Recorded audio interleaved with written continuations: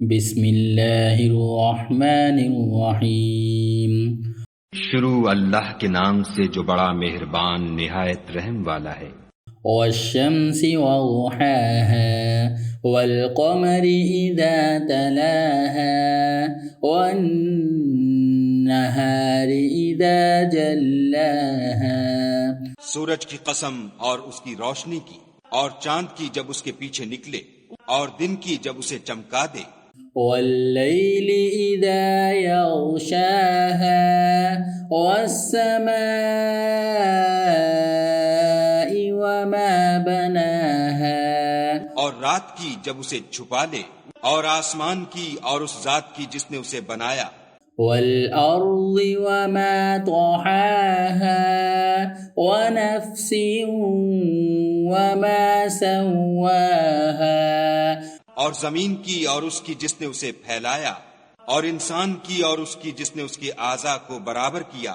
فألهمها فجورها وتقواها قد أفلح من زكاها وقد خاب من دساها۔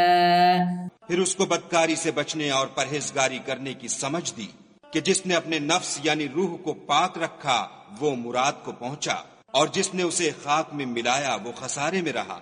كذبت ثمود بطغواها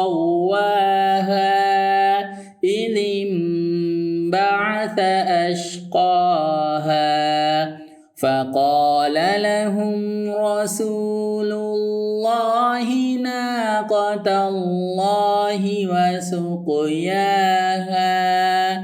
قوم سمود نے اپنی سرکشی کے سبب پیغمبر کو جھٹلایا۔